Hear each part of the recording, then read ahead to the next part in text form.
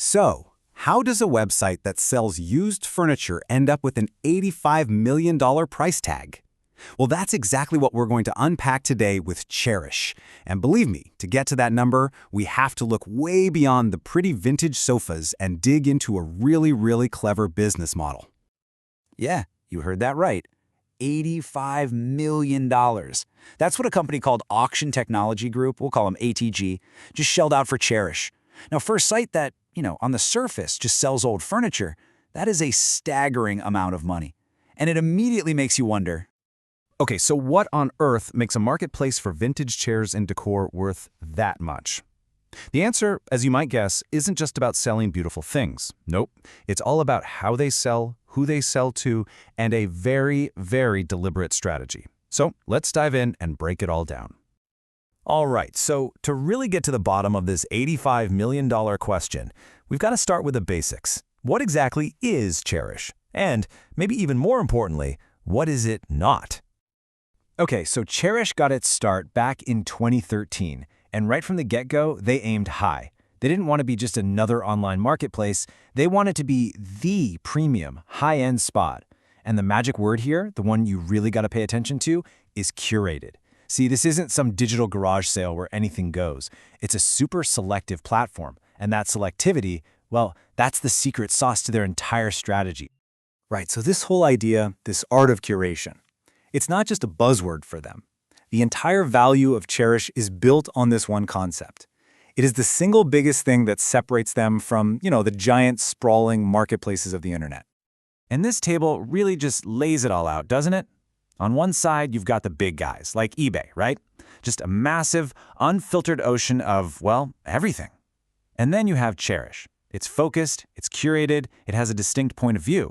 And because of that, they attract a totally different crowd. We're talking serious design lovers, not just people hunting for a cheap deal.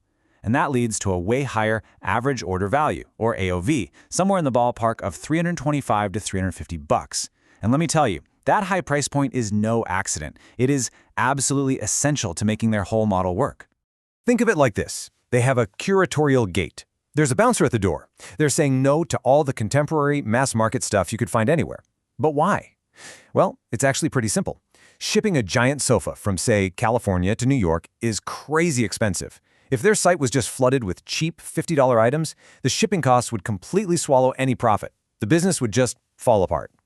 So those high prices on unique, hard-to-find vintage pieces, that's the only thing that makes the whole shipping and logistics puzzle even remotely possible. okay, but that curation piece, that's really only half the story. If you want to truly understand that $85 million price tag, you have to look at who Chairish's real customers are. And here's a hint. It's not you or me just casually browsing for a new lamp on a Tuesday night. So let's follow the money, because this is where it gets really interesting. In 2024, about $234 million worth of stuff was sold on their platform. That's what we call gross merchandise value, or GMV.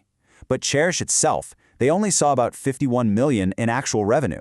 Whoa! That massive gap tells you everything.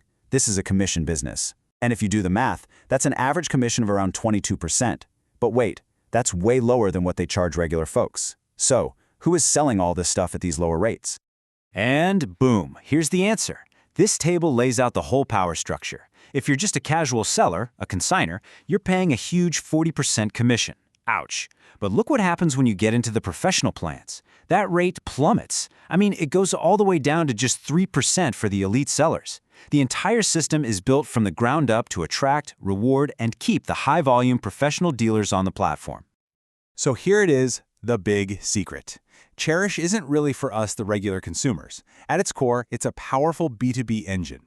It's a machine built to connect those professional dealers we just talked about with their most valuable customers, the professional interior designers. And of course, they have a whole special program just to reel them in. And that's where the Chairish Trade program comes in.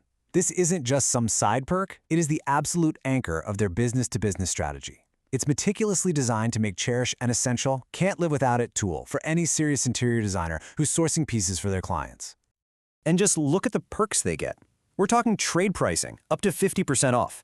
The ability to hold an item for 48 hours, which is absolutely critical when you need to get a client to sign off on something.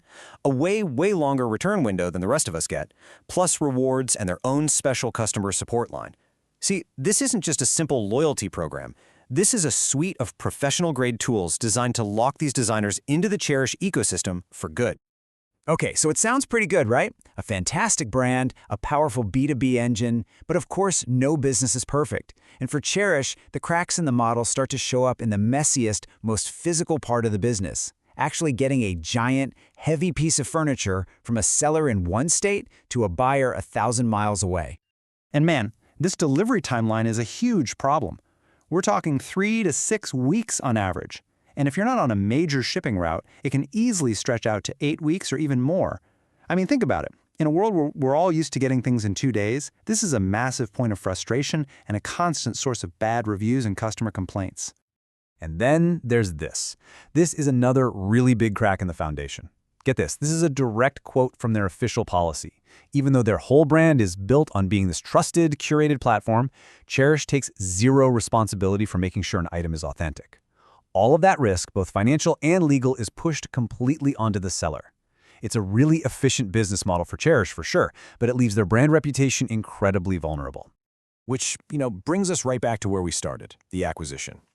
So you take all of this, the brilliant curation, the powerful designer network, but also the frustrating shipping and the risk around authenticity, and you have to ask, what does the new owner, ATG, plan to do with this shiny, new $85 million company? Well, for ATG, the strategy was actually pretty clear. They are an absolute powerhouse in the world of online auctions. Buying Chairish gives them something they didn't have, a high-end, fixed-price marketplace. It perfectly complements their existing auction empire and gives them a whole new stream of inventory, and crucially, access to that super loyal network of professional designers. But make no mistake, they didn't just buy a cool brand to hang on the wall. They are expecting some serious financial results. ATG has laid out some pretty aggressive targets. They want this thing to be profitable within a couple of years, and they're aiming for a whopping 30% profit margin by 2028. And to get anywhere close to that, some big changes are going to happen.